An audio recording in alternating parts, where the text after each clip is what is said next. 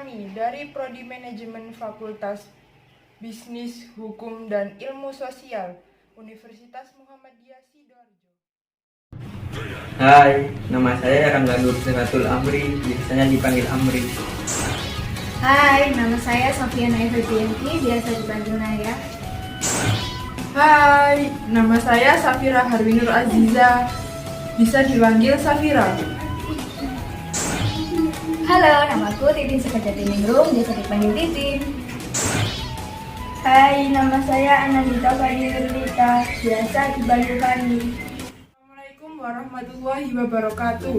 Di sini kami akan menayangkan video tentang bab 5, yaitu mengorganisasikan.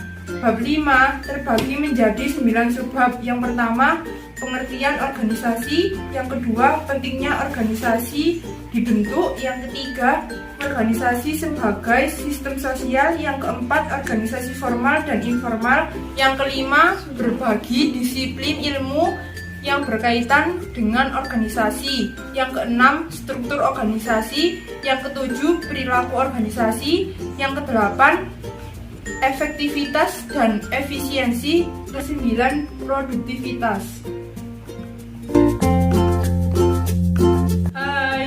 Saya akan menjelaskan pengertian organisasi menurut Huxley and York tahun 1977, mengungkapkan organisasi dapat didefinisikan sebagai suatu wadah perkumpulannya orang-orang yang bekerja sama untuk mencapai tujuan. Menurut Robbins tahun 1990 mendefinisikan bahwa organisasi itu merupakan kesatuan sosial atau unity of social. Oleh karenanya, pola interaksi dari para anggotanya harus seimbang antara individu atau kelompok. Dalam organisasi dapat meminimalkan kelebihan tugas-tugas dari individu atau kelompok tertentu dan juga dapat memastikan tugas-tugas yang kritis sudah diselesaikan.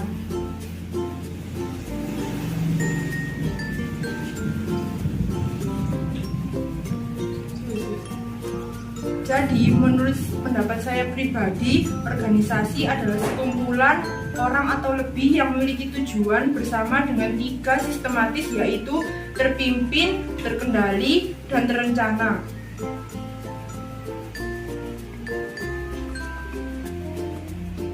Organisasi terbagi menjadi 2. Yang pertama yaitu organisasi formal dan yang kedua organisasi informal. Unsur-unsur organisasi terbagi menjadi 3, yaitu yang pertama adalah goals, yang kedua adalah people, yang ketiga adalah object.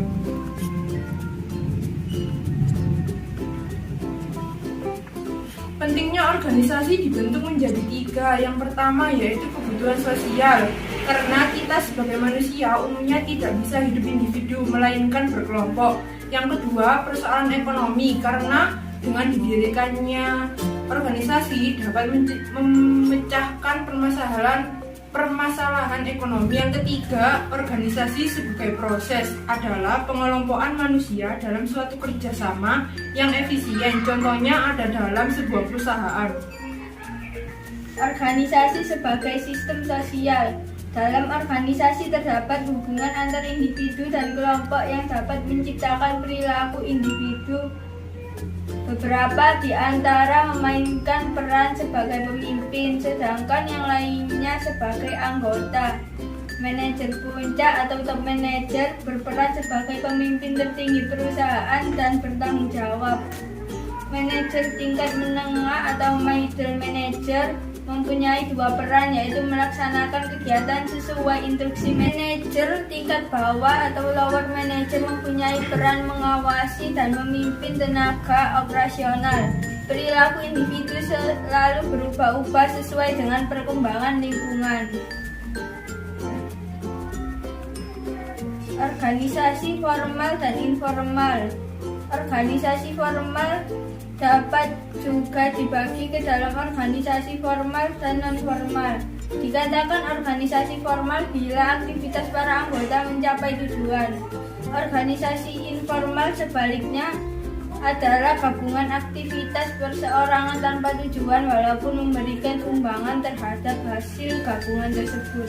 Perbedaan antara organisasi formal dengan informal. Formal organization: 1. Resmi, 2. Wewenang, 3. Tanggung jawab, 4. Jabatan didelegasikan, 5. Oleh pemimpin. Informal organization: 1. Tidak resmi, 2. Kuasa, 3. Politik, 4. Orang, 5. Diberikan oleh kelompok. Berbagai disiplin ilmu yang berkaitan dengan organisasi.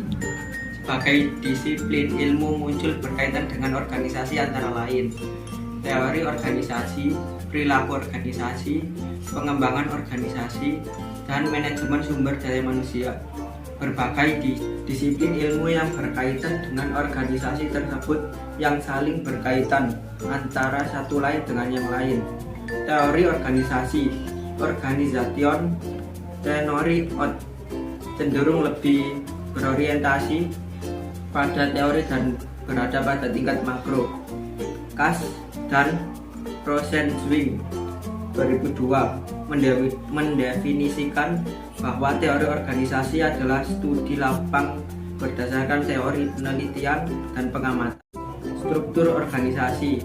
Salah satu kegiatan fungsional manajemen adalah organisasi organizing yang berarti mengelompokkan aktivitas dalam suatu organisasi.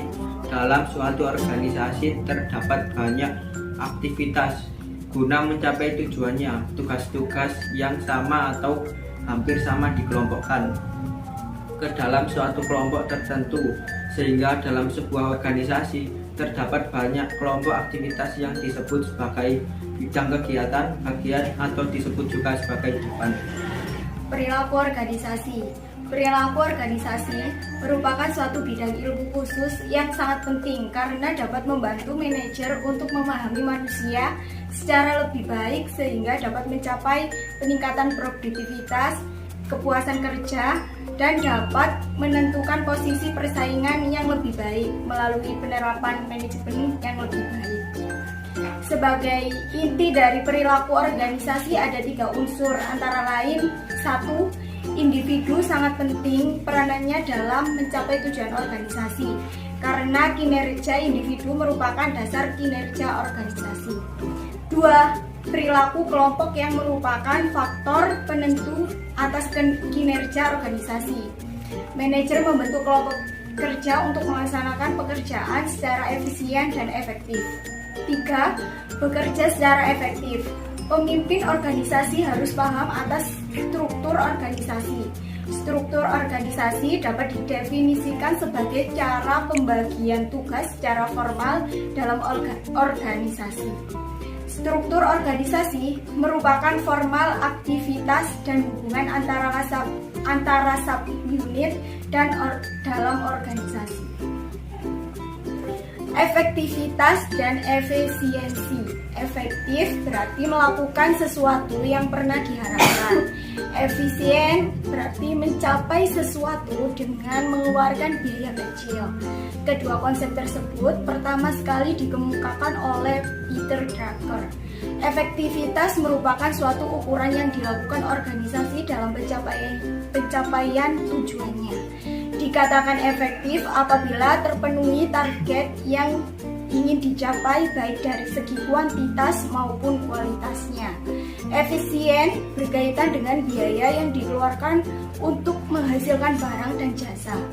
Seorang manajer yang efisien adalah seorang yang dapat menggunakan input, tenaga kerja, modal, teknologi, dan informasi seminimal mungkin untuk menghasilkan barang atau jasa. Yang terakhir yaitu produktivitas. Setiap organisasi tentunya ada keinginan untuk mencapai suatu produktivitas. Produktivitas di sini dapat diartikan sebagai tolak ukur dalam mencapai tujuan suatu organisasi. Robbins 2021 mengatakan bahwa suatu organisasi adalah produktif jika organisasi itu mencapai tujuan-tujuan dan pencapaiannya dengan mengubah input menjadi output dengan biaya paling rendah.